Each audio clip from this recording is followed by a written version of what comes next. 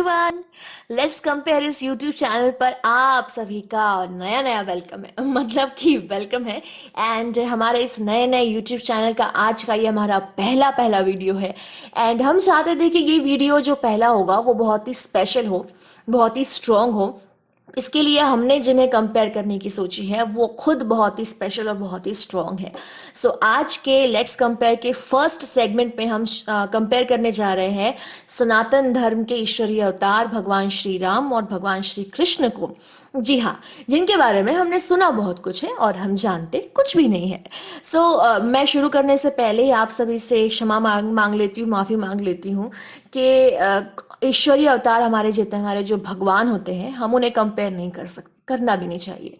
लेकिन मैं इसीलिए कर रही हूँ क्योंकि हमारे ही सनातन धर्म में बहुत से लोग ऐसे हैं जो चीज़ों को जानते नहीं हैं और उनके बारे में कुछ भी सोचते हैं, कुछ भी बोलते हैं। जैसे भगवान श्री राम के बारे में कहा जाता है कि इन्होंने तो अपनी धर्म पत्नी को, सीता जी को ही छोड़ दिया था, तो ये कैसे भगवान हुए, ये कैसे मर्यादा पुरुषोत्तम हुए। कृष्ण जी के बारे में कहा जाता है कि इनकी तो 16,008 पत्नियां थी, तो ये कैसे भगवान हुए।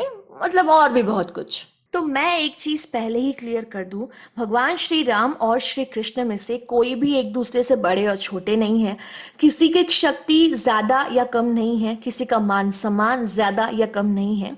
ये दोनों ही एक समान है, एक रूप है। दोनों का रेलेवेंस बस अलग अलग है, यानी कि प्रासंगिकता।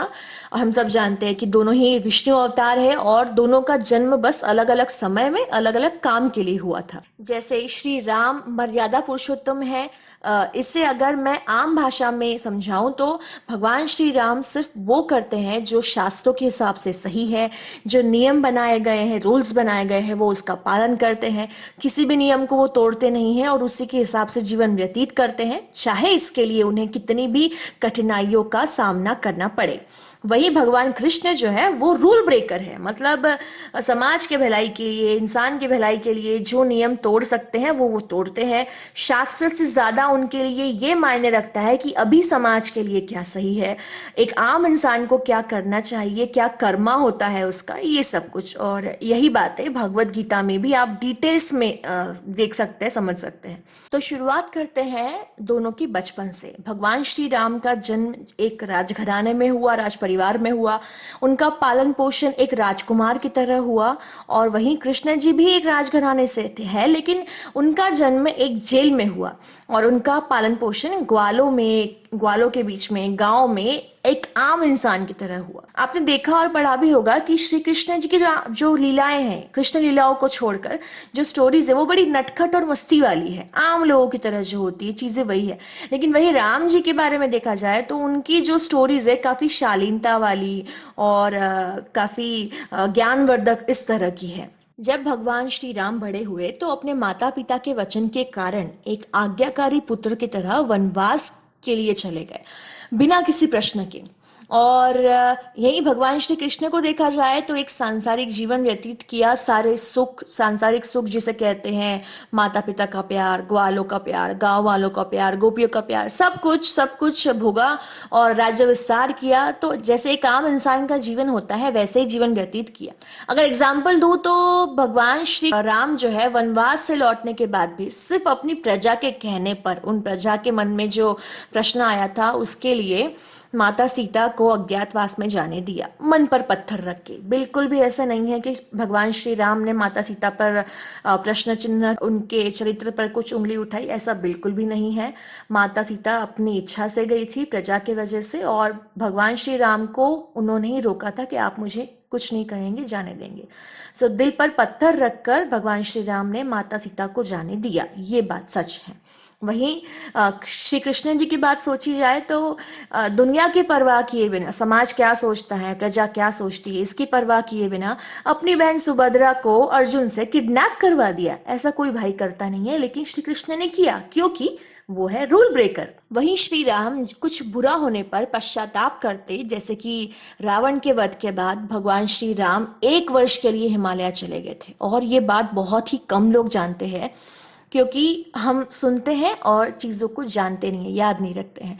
सो हिमालय चले गए थे पश्चाताप करने के लिए। उन्हें ग्लानि थी कि उन्होंने एक महाज्ञानी ब्राह्मण की हत्या कर दी है। वहीं श्री कृष्ण जी जो थे वो कर्म करने के लिए प्रेरित करते थे, धर्म का पालन करने के लिए प्रेरित करते थे, और उनके लिए कर्म और धर्म ये ज़्यादा इम्पोर्टेंट था बजाय रूल्स के, शास्त्रों के। और गीता में भी उन्होंने जो उपदेश दिए हैं वो इसका प्रमाण है। तो शास्त्रों के अनुसार जब लोग श्री राम भगवान की जीवन शैली को अपनाना चाहते हैं तो उन्हें बहुत कठिनाइयां हुई, क्योंकि जैसे भगवान श्री राम ने अपना जीवन व्यतीत किया, एक राजघराने में पैदा हुए, फिर अच्छे पुत्र, अच्छे पति, अच्छे राजा बने। आम लोगों के लिए इतना आसान नहीं होता है इस तरह का जीवन जी पाना, बहुत समस्याएं होती है जिसके कारण वो हर चीज नहीं कर सकते। और भगवान श्री राम ने जो किया वो सबके बस की बात नहीं रही। तो इन कठिनाइयों के चलते भगवान श्री विष्णु के अगले अवतार श्री कृष्ण अवतार जो थे, उनकी जीवन शैली जो थी वो आम इंसान की तरह रही। उनका जीवन जो था वो एक आम इंसान उसे फॉलो कर सकता था, उनकी चीज़ों को, उनके रूल्स को, उनकी सोच को। और भगवान श्री कृष्ण जी की दी हुई जो सीख है उसको भी कोई भी व्यक्ति अनुसरण करके अपना जीवन जी सकता था। ऐसी चीजें थी। अब आपके मन में सवाल आएगा कि भगवान श्री राम अच्छे या भगवान श्री कृष्ण अच्छे? देखिए, वो दोनों भी भगवान हैं और वो दोनों ही अपनी अपनी जगह पर सर्वोपरि है। दोनों का ज्ञान असीमित है और दोनों की शक्तियां असीमित है। तो ये आपके ऊपर निर्भर करता है कि आप किसका व्यक्तित्व लेना चाहते हैं, किसके व्यक्तित्व का अनुसरण करना चाहते हैं, क्योंकि दोनों ही अपनी अपनी जगह बिल्कुल सही है।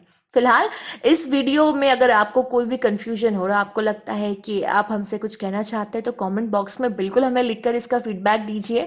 और बाकी तो आपको पता ही है क्या करना है।